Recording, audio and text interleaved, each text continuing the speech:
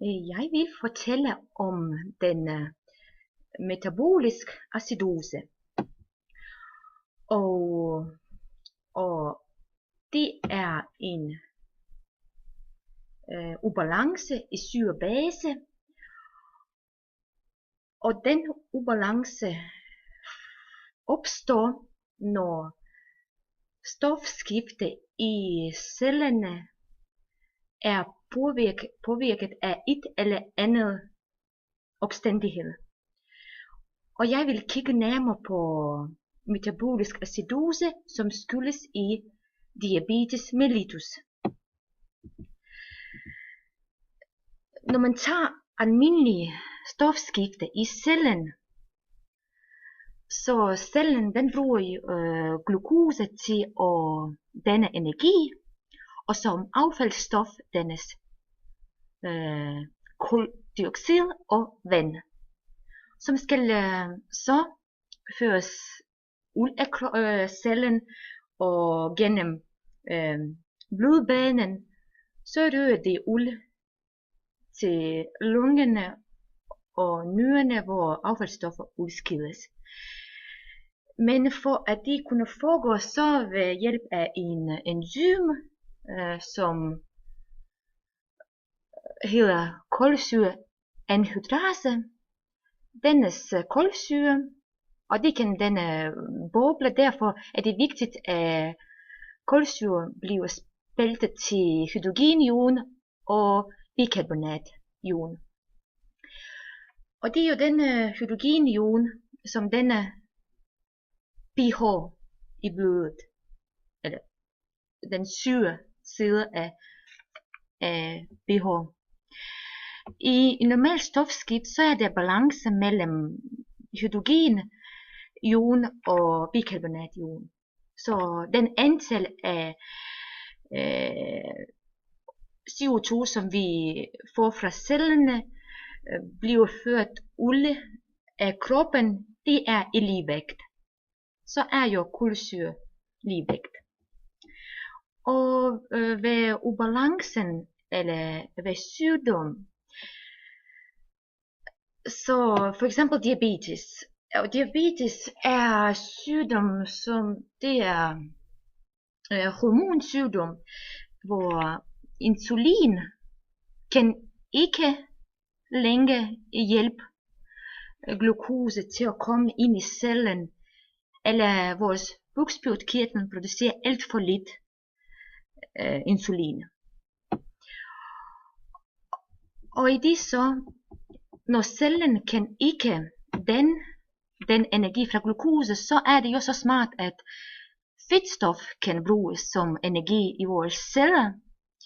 Men ulemp med det er, at ud fra at der dannes CO2 og vand, dannes og syrerester, som kendt som ketonstoffer. Og en bekendt syrerest, det er aceton. Og den er så med at påvirke vores pH-værdi i blodet. Det betyder, at pH, som normalt skal ligge fra 7,37, den falder. Derfor kan de påvirkes forskellige enzymprocesser i kroppen. Derfor vores krop kan ikke holde ud til pH-fald. Eller pH-værdi falder, så pH bliver mere sur. Og det kan vi så sige, at hvad de der syrerester, de danner flere hydrogenioner, derfor stiger pH. Vores blod bliver mere sur. Og ketoacidose, det er syreforgiftning. Og det skyldes i, at man har ikke reguleret diabetes mellitus. Og hvad gør så vores krop for at undgå den syreforgiftning? Den ekstra syre, som bliver dannet i vores krop, skal så sendes ud.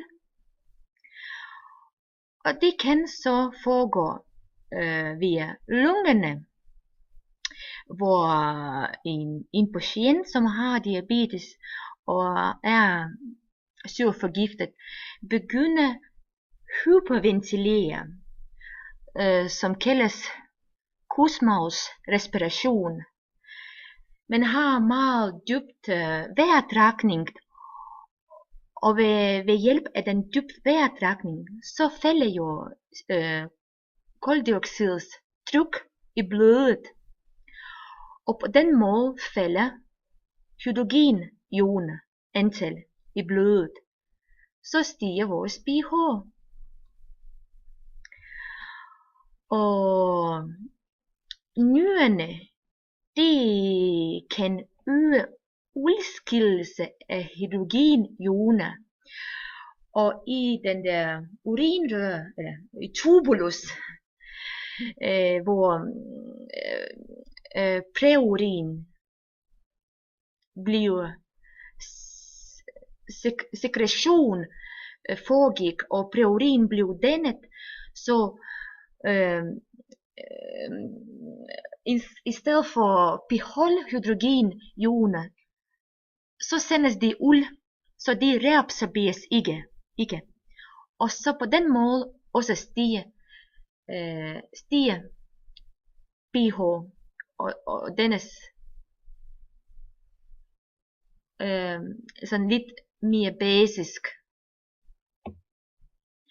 Det var så min lille forklaring om metabolisk acidose, hvor ikke reguleret diabetes mellitus skyldes i